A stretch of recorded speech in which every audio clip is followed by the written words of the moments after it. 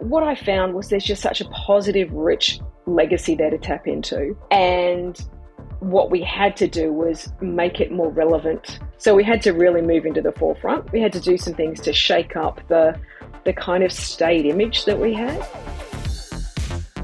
Hey there, James here, and you're listening to the Own the Moment podcast, the show where we explore the complex and always evolving landscape of marketing, advertising, and branding, and try to get to the bottom of what it means to be a truly memorable brand.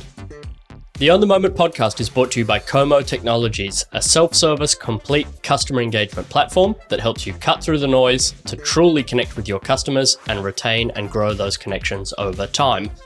With Como, you can build and deploy new campaigns, activations, promotions, and programs in days, not months, and our software is used by some of the world's biggest consumer brands, from Heineken to Budget, Goodman Fielder, Foxtel, JLL, Williams Racing, and McDonald's. Learn more at como.tech. My guest today is Jenni Dill, the Chief Marketing Officer at one of Australia's most iconic brands, Arnott. For Aussies, Arnott's broad portfolio of brands, from Tim Tams to Shapes and Jatz Crackers, are just a part of everyday life. But how do you keep a brand with 157 years of legacy fresh and continue to innovate?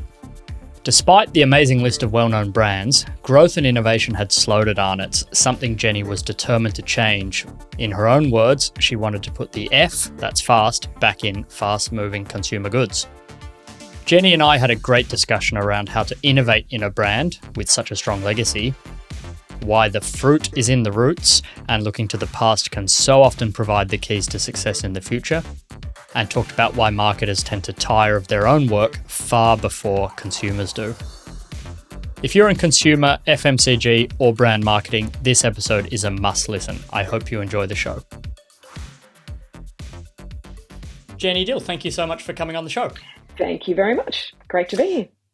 Jenni, I want to talk about this idea of innovating within a legacy brand. Tell me a little bit about you and how you ended up at Arnott's. What's the journey that's gotten you to where you are today? It's a long journey over many years. But ultimately, when I was searching for my next role, I really wanted to do something that was anchored in Australia and Australian brands and an Australian business. And FMCG is just kind of in my blood and in my bones and in my DNA. So When the opportunity at Arnott's came up, it's such an incredible brand with such a positive, powerful legacy in this country. And it felt like it was really something that I could do some great work with. It felt like there was so much opportunity there. And even though we had such an incredible portfolio of really strong brands that Aussies loved, there was still so much more opportunity there in front of us. Yeah. Talk a little bit about like the state of Arnott's when you joined. I mean, obviously lots of opportunity, but I know you have mentioned, in public before that there's been sort of some underinvestment in brand and in innovation. Talk a little bit about sort of, when you came on board, what did you see? What did you observe? And sort of, out of that, what were the big opportunities that you saw? I think... So for me, when I joined Arnott's, the business had been for sale for a couple of years. So it had been going through a fairly lengthy sale process, which tended to mean that a lot of things were on hold. The big projects, the big initiatives, everything typically gets put on hold in a process like that to await new owners. So when I joined, after the new owners joined, we were literally on a mission to reignite the business, reignite the growth trajectory, and really get moving with everything we possibly could. We knew that the legacy portfolio was really strong, loved brands, amazing market share positions, held a really strong place in consumers' hearts and in the market here. But we could also see the emerging trends in the biscuit space and in snacking that just created such an opportunity for us, both from a brand perspective, from a product innovation perspective, and from a marketing perspective as well. Yeah, talk a little bit about, because I guess there's something sort of interesting, like for me, when I think Arnott's, I just think biscuits, and I know you don't just do that, but, is there, or was there a challenge when you joined regarding, maybe this sounds a bit silly, but like biscuits doesn't feel necessarily like a younger demographic thing, right? I think of like my grandma and milk arrowroots and all that sort of stuff. Tell me a little bit about like, when you joined, what did you see? Like you say, the brand is very strong. I have very strong emotional connection to a lot of the products, but it wouldn't surprise me if there's a pretty clear sort of demographic challenge there with reaching sort of younger consumers. Talk a little bit about that, and despite how well known the brand is, maybe some of the challenges in converting that into. Yeah, so I think the story starts after I'd agreed to join Arnott's, but before I'd actually joined, I had a few weeks between gigs. And I was getting in the back of a taxi. So I was going somewhere to an event or to a dinner or something like that. And I got talking to the taxi driver, as you do. And he just asked, "What do you do?" And I made it sound like I'd already joined Arnott's. So I said, "Hi, I work for Arnott's." And he just rattled off into this amazing story that was so powerful about the products he loved from Arnott's, how it connected him to his mum and dad or aunt and uncle and the broader family. And there was just such rich, powerful, positive emotional connections, just pretty much like what you said right then. And then my next question was, that's amazing. That's so good to hear. When was the last time you had them? Right. And the answer was well over 5 years ago. Yes. So what I found was there's just such a positive, rich legacy there to tap into. And what we had to do was make it more relevant for today.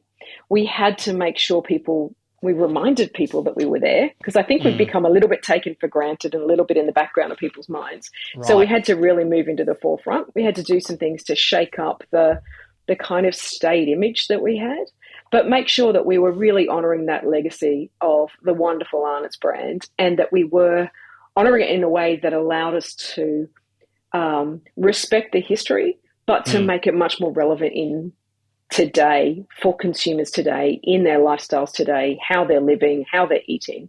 And I think we're on that journey. We still have a ways to go, but we're making great progress, and really proud of it so far. Yeah. Do you think like if we take the challenge of reaching younger consumers, is it product innovation, or is it more sort of that sort of reinvigorating the brand? Because I assume a big part of this is also, the right product for the right target, right? And yeah, I don't know why I don't mean to pick on milk arrowroots, but there's like versus say a Tim Tam, I assume a big part of this is also how do we connect the right products with the right consumers? Yeah, absolutely. And the right time of day and the right occasion. So the beauty of the Arnott's portfolio, we have such a big, broad portfolio. I'm pretty sure our competitors look at it with envy in terms of the market share position we've been able to maintain over the years. But, we've got everything from 5-star health-rated Vita-Weeks to have as lunch with tomatoes and avocados, all the way through to the most indulgent Tim Tam when you need that little pick-me-up at the end of a really long day. So we've got such an amazing portfolio. And, I talk to a lot of mums, and I always hear that milk arrowroot's still one of the favourite first biscuits they give to kids. Oh, wow. So, because it's such a wholesome set of ingredients, it's still... it's not too treaty. It's still got some really wholesome ingredients, and it almost acts like something they give their kids to chew on and keep them a little bit entertained as well when they're really little. So they still play that really positive role in consumers' lives. But I think the magic of Arnott's is the breadth of the portfolio and just the amount of occasions and consumer groups we can talk to with that size of the portfolio. We did have to do a few things though. So with a brand of this size, if you're not constantly trying to keep it up to date and relevant, it will naturally age, just given 157 years of legacy. So what we found is we did have to do some fun things in social to keep the brands really front of mind with a younger audience. And again, we abide by all the marketing to kids rules. So when I say younger audience, I'm talking about young adults, not young kids. And then we did a few fun things, like we did a partnership with Krispy Kremes, which just fundamentally changed the perception of Arnott's. They were treat products, but they were so much fun and they tasted amazing, and it created a lot of excitement in the category. We've done some healthier things with a property like Australia's favourite kids licence property, Bluey. We very clearly marketed them to mums and dads and carers to make the right decision for their kids. But with 3.5 and 4 health star rated products, it made it a really interesting proposition for parents, because it was relatively nutritious. It was definitely delicious, but it was also fun, which is a rarity in food marketing for kids, parents are too often forced to choose between something that's healthy and boring and something that's not so healthy and fun. So as soon as you took that kind of dichotomy away, it delivered some amazing results. Yeah, that's interesting. I want to come back to promotions and social in a in a moment. I read this quote from, I think maybe it was when you joined. You said Arnott's needed to put the F back in FMCG. What did you mean by that? And is that what you're talking about there with partnerships, promotions, sort of breaking the mold? And just one last piece of that question is, something like Bluey, would that have happened 10 years ago, or is that sort of part of that putting the F back in FMCG? Talk a little bit about sort of that reinvigoration. And yeah, I mean, so firstly, by F I meant fast. And FMCG, if I go back 10, 20 years when I was a junior brand manager in FMCG, it was fast and furious. And we were able to move fairly quickly. And somehow, as everyone de-risked their business model, it got very safe, everything slowed down. And I think within Arnott's, everything was very slow and sequential. So we were not missing trends completely, but we were slow to bring initiatives to market to tap into emerging consumer trends. So we had to really review all of our processes and the work and focus on the things that were adding value and that were helping us create real consumer value with what we were doing, and make sure we were looking externally with the right amount of time, with the right tools, with the right lens, and really compressing some of the internal processes that had expanded over time to really take up the majority of the time, which forced everyone to be looking inward all of the time and dealing internally rather than looking out to our customers and out to our consumers to see what we could be doing to drive growth. Yeah, and later I want to ask you a little bit, or I want to dig into this idea of the sort of CMO's remit. But just on that note, like how much risk, did you have to take in that regard to say, hey, we're going to run faster, we're going to try more, we're going to innovate? Because I guess the natural, the natural result of that is not everything will work, and risk comes with a risk. How did you think about sort of, I guess, pushing through that change internally? Yeah, I guess I might have a different philosophy on this to some. I think as a marketer, you're constantly dealing with the future, and you've got to take a planning stance on what you want the future to be. Right. You've got a role in helping shape it and create it, but you've also got to take some risk because you'll never get to the things you really want to do in the future if you don't take on board some sort of risk. And for me, the bigger risk as a marketer is actually not doing anything. There are no successful marketers that have just stood still while time's passed around them. So you have to have a vision for the future. You have to have a plan for how you're going to deliver growth. Yes, there's risks that comes with that, but I think the bigger risk is doing nothing or standing still.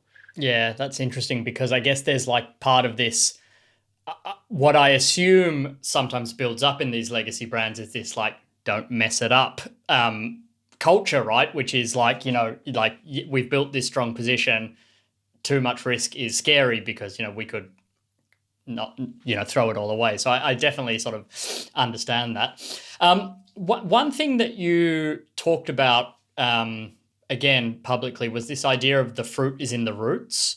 I want to talk a little bit more about what you mean by that, and how you balance looking forward and having a vision for the future with respecting the past. One of the examples you talked about, which like I assume like every Australian has a really strong emotional connection to, which is the Tim Tams genie. Talk a little bit about how you think about, the fruit is in the roots, and how you balance the past and the future in all the strategies you're executing today. Yeah. So I think the legacy of that fruit is in the roots statement came from P&G. And I had a number of old bosses over the years who were from ex-P&G. And what that really meant was, particularly when you move into a new assignment or a new business or a new brand, really understanding the history and the legacy of that brand. And making sure that you're clear what's worked in the past and what hasn't worked in the past and why. And you usually find the gold in there somewhere, the fruit in there somewhere. There's those little nuggets of success, pockets of success, or things that worked brilliantly somewhere in the history of the brand that gives you the clues as to where you should be going. I think too many marketers literally try and throw everything out and start again. And I think that's dangerous because I don't think consumers can deal with that amount of change in their lives, particularly with something as innocuous as a packet of biscuits that sits in the pantry or the fridge. Right. You want to make sure you're tapping into and honouring that legacy while still making it fresh and relevant and continuing to evolve the story. And there's a balancing act in there, absolutely. And for me, for a brand like Tim Tams, that's such an iconic brand, every Aussie is truly proud of this brand. When you go overseas or people from overseas come to you, you want to introduce them to the Tim Tam and have them do a Tim Tam slam, which is phenomenal. Yeah. So our job is to make sure that we don't mess that up, to make sure that we're really respecting everything that's great about the brand and really bringing that to the fore to make sure that everyone can connect with the brand in the right way.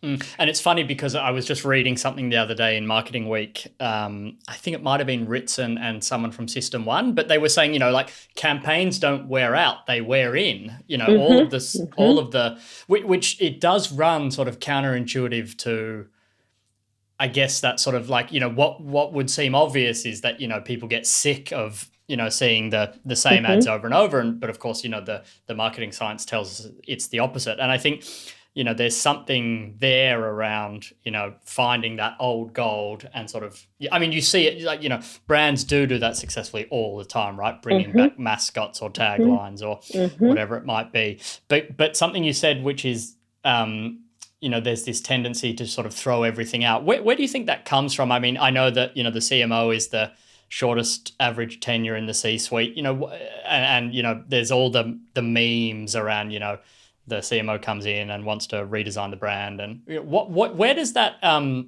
instinct come from, do you think? And, you've obviously, fought off that, or you haven't followed that instinct, but why do you think so many CMOs have that instinct? Oh, it's hard. I can't really answer for everyone else, sure. But I think it's something to do with marketers get bored with the work faster than anybody else. I think that's a scientifically proven fact. I've been asking my team for years, I think going back at least 10 years now, pick one thing, just wear it out, go for it, knock yourselves out, see if you can wear it out. And even at some of the largest spending brands in the country, we weren't able to wear anything out. So, for me, if I look at our return on investment model in all of my previous jobs, we were still at the point of increasing return from increasing investment, which is a phenomenal place to be. And the danger, I think, is that most marketers get bored of things well before any consumer even gets used to it being part of their lives. And I think the budget process, for some reason, new year, new budget, new work. I'm like, why? Yeah. Explain to me why we need new work. We might need to freshen up, add a new scenario in or freshen up in some way, but you definitely don't need a new ad every year for every brand you work on. Yeah. So have you implemented any of that in either previous roles or currently, where you've actually tried to go in and say, hey, like that model, let's throw it out and do something new? Yeah. I mean, that's one way that we're actually able to drive a lot more media weight and consumer connection is by making less work, making it behind a bigger idea and a platform that allows you to run it for longer. You make less work, you stop that busyness churn of the team, and you actually then spend more dollars in the total budget actually connecting with consumers and driving your sales, which is what we're supposed to do. Yeah, that's so let's pivot to sort of that putting those dollars to work and driving sales. How do you guys think about so if we move from platform and into sort of promotion, what are the sort of tactics? I know you've talked about the split between retail and e-commerce. How do you guys think about sort of connecting with customers and sort of driving action? What sort of things are you experimenting with, trying? It would be very interesting to hear how you're thinking about, promotion and activation. Yeah, so, I mean, as part of our role on Arnott's, we had to make sure that we were connecting with our consumers across all ages. And you have to be where consumers are and you have to be engaging and entertaining in the right way. I think the only thing that I'll say on the wear out analysis is if you're really, really annoying, you will probably wear out a bit faster. But if you're entertaining and engaging and it's warm, positive, happy association, I think you've got the right to be consistent for a lot longer. Right. And so for us, every year we look at our media mix and we make, slight tweaks and changes based on what's working really well for us or where we might have some challenge areas or where consumers' eyeballs are moving, to make sure that we're constantly building on our ROI success model and increasing our return from increasing investment each year. So every year it's looking at different channels, looking at different message, looking at different lengths, looking at different formats, and putting it all back together in a slightly different way, but a way that's going to drive growth for us and drive a better result and overall outcome. Yeah. I wish I could say it's rocket science. It is. It's really smart investment maths.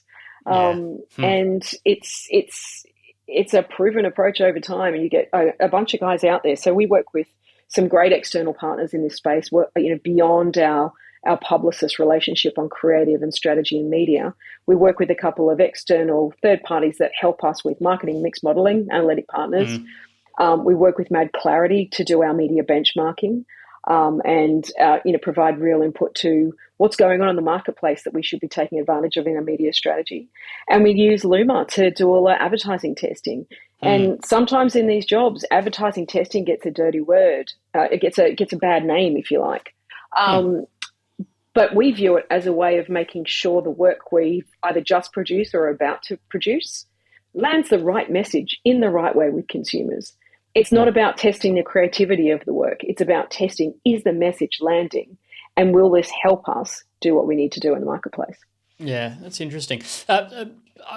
Speaking of sort of promotions and social, you said somewhere that sort of, interestingly, social media doesn't always sort of give the impact that it might sort of, you would think intuitively it would. You talked about this Boris Johnson I was about to say incident, I guess endorsement. Talk a little bit about that and how you guys think about sort of PR, promotion, sort of connecting direct, and sort of, building that affinity that way and where it does and doesn't work. Because I think, again, that Boris Johnson piece was sort of an interesting counterexample to a lot of the people's intuition about stunts and PR and awareness. Yeah, try as we might, we couldn't find a direct link to sales from Boris Johnson spooking our product.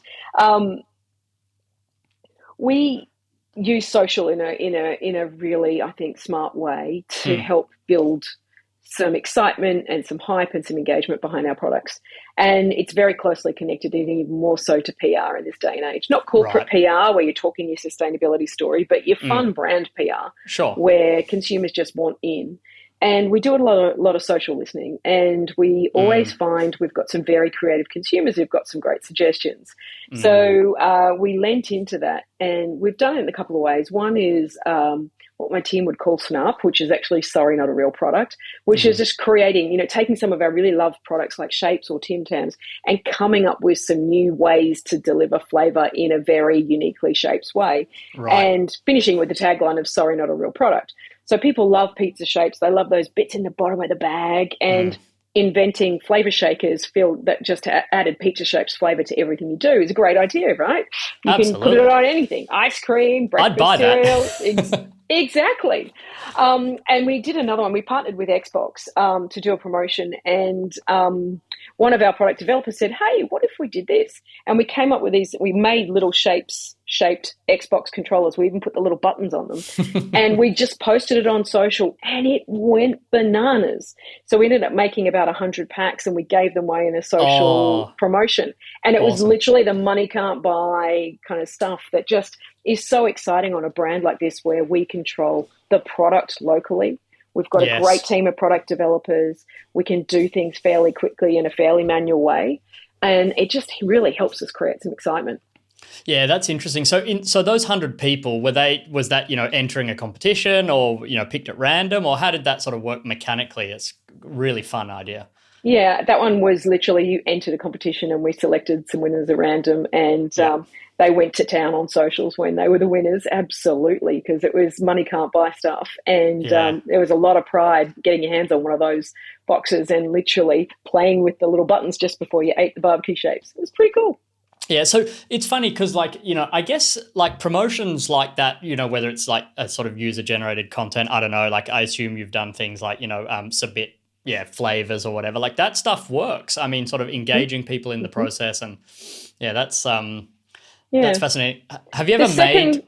Oh, sorry, go on. The second way we did something was with April Fool's Day. So we love doing a bit of a stunt. But one year we just did a partnership with our friends at Vegemite because we work with them on Shapes. So we've got a Shapes flavour Vegemite out there. I love those, by the way. They're pretty good. And then we said, what about if we did this with Tim Tam? And, you know, Vegemite flavoured Tim Tam was equal parts intriguing, potentially a little bizarre, potentially a little gross, but really what it was this amazing sweet salty combination. So we put it out as an April Fool's Day stunt, and it just went nuts on social. So much so that we ended up making 100 packs by hand, and again we gave those away as well. So you can have a lot of fun with it, and you just need to make sure it's not gross, because it is food at the end of the day. You want it to taste delicious. It can be intriguing, but it's still got to have an amazing taste behind it. Otherwise, I think it's we've lost the plot. Were they good? I mean, I assume they were if you made 100 packs. They were good. Sweet and salty is just a timeless flavor combination. So super good. Yeah, that's interesting. So like, what are you guys doing in like? Because I assume one of the big challenges, you know, is sort of, you know, how do you get people in store at the right aisle? You know, are you doing anything around sort of that first party data piece? It's obviously the sort of thing on everyone's minds right now. I guess those competitions are one way of building that. Is there anything else that you're thinking about with sort of, you know, I guess all of the privacy stuff coming through, making sort of targeted advertising more tricky with iOS 17 and GDPR and Google Chrome, you know, killing off cookies next year. Are you guys thinking about first party data at all? And, you know, how do you think about that? Yeah, I think everybody is thinking about first party data and how they build more of it quickly. To enable the right kind of one-to-one direct conversations when you need to enable you to balance your core messaging that's going out through your media channels, and to actually bring that tribe of consumers who love you the most a little bit closer. We're still on a journey. We're nowhere near where we want to be, but we're a long way from where we were 2 years ago. And, you know, we do use our socials to do those sorts of things to build first-party data. We've got great recipes on our websites. We've got great product information. So we're doing a lot in that space, but we're not where we want to be yet is probably my summary. Yeah, and I guess, you know, on that note with recipes and those competitions, it's, you know, giving people a reason to come and interact with the brand and the products outside of that transaction moment, which is what everyone's looking for. So that makes sense. Jenni, I want to pivot a little bit to the CMO remit. We've touched on it a little bit. I want to go a little bit deeper. I was reading something from Mark Ritson the other day, and he said, too many CMOs have become CPOs, Chief Promotion Officers, and marketers need to take back the other 3 Ps. Do you agree with that? And I'd be curious to hear your thoughts on sort of the current state of the union as it relates to the CMO role and the remit. Yeah, I think my perspective is part of the problem with the CMO role is that it is such a broad church. And every business has a slightly different definition of what's in scope and what's out of scope. If I look at my CEO, super clear what's in their remit. If I look at a CFO, super clear what's in their remit. But the CMO tends to flex based on the business needs, which as it should. But it means when you start talking about CMOs as a whole, they're a very, very, very broad skill set. And range of roles there. I mean, my career has always been at CMO level in companies where you own the product, you're heavily influencing the place and the price as well as the promotion, and any other Ps that get invented. Whether you own those things or not, I think your remit has to include a very heavy influence over them to make sure that you've got the right holistic outcome for the business. And I've always had roles where you're very closely, deeply embedded into the P&L, into how the business drives its growth, into how the business makes its money, and into the choices that the business makes to invest for the future. And that's been my personal passion and personal choice because I love the P&L side of things. I love the balance sheet. I love getting into the middle of the business versus sitting on the periphery. And, my roles have always been on the executive teams. There's never been a question whether or not in the organisations I've worked for, whether or not the CMO would be part of that group. Yeah, it's funny. I had a discussion with Mel Hopkins, the CMO at Seven, last week at South by Southwest, and there was a panel discussing sort of the CMO role, and someone asked a question, along the lines of, how does the CMO win their seat back at the table or whatever, and Mel, in her sort of signature way, said like, no, we need to sort of kill that meme that this idea that the CMO role is sort of, taking a backseat to the CFO and all of that. People need to sort of push back on that. And I thought that was a very interesting perspective and aligns a little bit with what you said there. That Well, and for me, if you are genuinely there to grow the business in the right way, if you're there as a partner to your C-suite colleagues, if you've got the tenacity and the resilience to deal with big problems, if you are genuinely adding value in terms of vision and strategy and the path forward, I think, of course, we deserve our place at the table. If you're not up for those things, though, then why would you want to be there? Yeah, that makes a lot of sense. Jenni, I know you're very busy, and I could sit here and chat about these things forever, but I want to move on to the quickfire round part of this interview. And so I want to ask you your favorite marketing campaign of all time, any brand. Oh my goodness, of all time. Nike.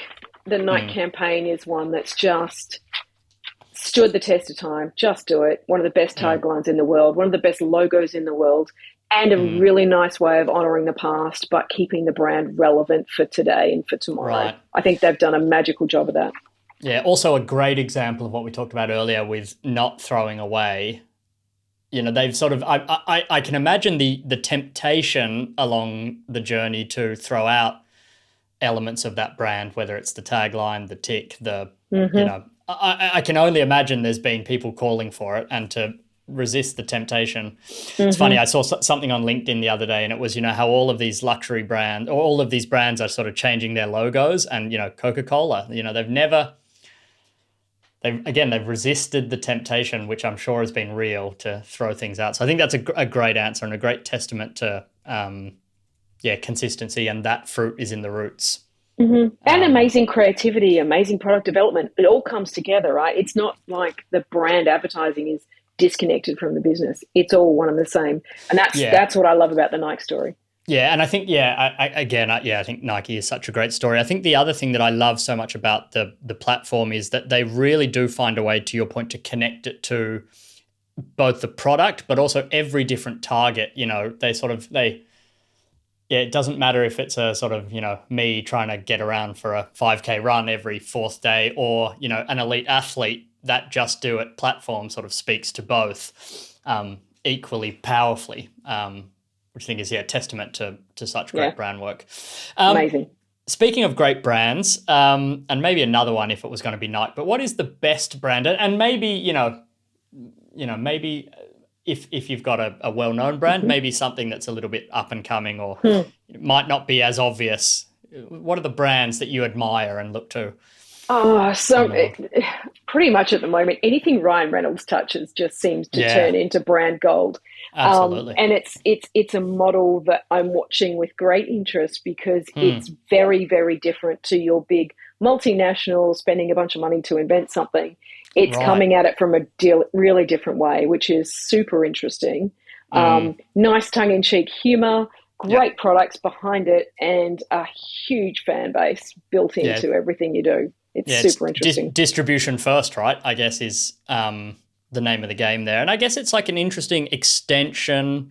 I don't know if it's an extension, but it's sort of like, it's funny, this came up in another episode the other day. It's like, it feels like a sort of different version of like the influencer ambassador model, given like, the sort of the ownership model and all of that feels very, very interesting. And I agree, like some of the stuff with the football team, and, it's just fascinating stuff. Yeah, it's a great answer. Gold right there. Yeah, absolutely. What's the most overrated trend in marketing right now? If I get asked to one more webinar, conversation, panel where everyone's banging on about AI, I'm done. Yeah. everyone's talking around in circles, talking over each other, but no one's really figured it out yet, and no one's admitting they haven't figured it out yet. Right. Have you? And I know you probably can't share details, but is it a part of the discussion at Arnott's now? Are you thinking about it, or is your take that sort of that the trend will pass, or what's your take personally? My observation is every year there's some big topic that becomes the hottest topic that's got to be talked about. I believe we were talking about NFTs this time a year ago and the metaverse a year before that. Yep. And everyone was carrying on like it was going to be the end of marketing as we knew it if you didn't get on board the train. I would prefer to reframe all those things in how are they useful growth levers for me in my business and what I need to do? How are they an enabler for what we're trying to do? Where do they fit into my ecosystem? And I really want my team focused on how do I connect with my consumers? Yeah. How do I make my consumers happy? How do I delight them each and every day? If I do that, then the tools I get there are going to continue to evolve over time. In the olden days, we used to be able to just do 4 things: a TV ad, an outdoor ad, a radio ad, and an in-store poster, and we were done. Now it's much more fragmented, but I want my team focused on how we're going to delight our consumers and grow our business. And then everything else, there's a new tool each year, a new platform each year. How do I use that? How does it fit into the system, and get on with it rather than spending all this time worrying about what it is or isn't this year? Yeah. No, I couldn't agree more. And you're not the first person to raise that exact point of view. And I think there is some genuinely interesting stuff. Like, a lot of the ideas with generative visuals and assets I spoke to Cam Luby, the head of consumer marketing at Optus in Sydney, and without sharing details, he said, we're experimenting with, assets and how it could sort of take some of our ads in different directions. And, obviously it's a lot of the tools have their own sort of, creative feel, and that's interesting. But I agree, as a sort of, savior, or I guess the opposite, the sort of the death of, designers and Yeah, all the use cases I keep hearing about is more fragmentation. I'm not sure that's the answer. Right. More consistency. What do you mean by that? Well, it's all different versions and iterations, and the desire to get to one-to-one relevance. I'm not sure in my categories that is the most important thing. I think consistency and scale and impact over time is much more important. That's really interesting, actually, because that's like a perspective I haven't really heard someone articulate that clearly, because I agree, like all of the stuff with generative is more variance, more personalized, different for different targets. But you're right, it's sort of like that does go against a lot of the marketing science with distinctive assets and wearing in.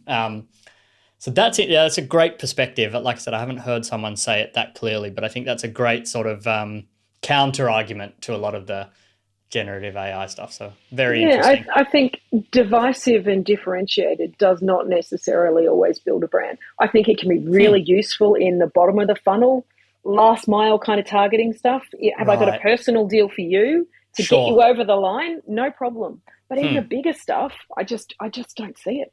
Yeah, I think that makes a lot of sense. And again, once you start thinking through marketing science and distinctiveness, like actually that consistency of message and visual and an asset is the name of the game, not fragmentation. So 100%. Great answer. But so what about the opposite? What about the most underrated trend? What do we still not spend enough time talking about? Talking about how we're going to delight our consumers. I mean, literally, I think I could probably count on one hand this year the number of times I've seen on any of the big panels or events anyone really focused on consumers. That's so interesting. I mean, that makes so much sense. How do you guys think, at Arnott's then about that sort of, what are those moments? What are those different moments? And how can you interject in those moments to deliver delight? Because obviously, like, just consuming the product, I assume, is one of them, which is very obvious. But, like, how do you go beyond that? Like, what else can you do for me as a consumer to delight me beyond just having a tasty product? Yeah. How do you think about moments? So I think there's obviously a couple of ways in. One is obviously first and foremost with the product. The second is making sure the product is really fit for your occasion. So back to the VitaWeats example, one of my favorite products. I use VitaWeats every single day. And what we had was this giant 250-gram pack that sat at home in your pantry, and occasionally you took a couple out and had them for whatever snack you needed. We've launched now a perfectly designed for lunch pack, little mini pack of 4. So it goes in my handbag, or it goes in my computer bag. It goes to the office with me, and it's part of my lunch then. So just making it easier for consumers to really use your product in the right way and take the innate love or passion they have for the product and just make it more accessible, more relevant, more convenient. I think in the other way is the entertainment side. So our social has to be entertaining. We're a fun category with fun products. We need to be entertaining you as well. And, you can delight consumers in many ways. But I think that closeness to consumers, really truly understanding your consumers and what they want and what you can do for them, I think is highly underrated. Yeah, and like you say, sort of bringing them in, whether that's the not a real product or whatever it might be, sort of bringing them in. And I promise I'll go and follow Arnott's on Instagram straight after this. Great. All right, last question, Jenni. Who should I have on the show next? Who's someone that inspires you, that you think has a unique story and point of view on everything marketing, branding?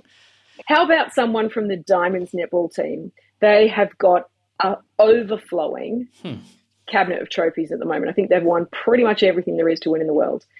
Hugely underrated team, doing some amazing work, and really, really, really working well together as a team. And working through some fairly challenging, turbulent times from a sports funding perspective. Right. And, it's a huge moment for women's sport at the moment. So you can't go wrong in the world of women's sport. I think that you could get some really interesting people in that space. Yeah, I think that's a great answer, because I'm going to be speaking to Kim Anderson, who led marketing for the Women's World Cup, which, just what a speaking of moments, what a moment, what a marketing sort of masterclass, really. And I haven't met her yet, so, but I'm very much looking forward to hearing, how they both sort of built the moment, but then also, I'm sure it was bigger than they were expecting it to be. So then how did they capture and ride that wave? So that's a great one. And, I think, hopefully netball has its Matilda's moment, still to come. So they definitely deserve it. They've definitely got the performance. So that's great. Great start. Absolutely. Jenni, thank you so much for coming on the show. I really enjoyed that. Thank you so much. Lovely to meet you. Thanks for listening to the Own the Moment podcast. If you liked this episode, make sure you're subscribed so you don't miss upcoming episodes. And to suggest a guest or provide feedback, please visit our dedicated podcast hub at ownthemomentpod.com.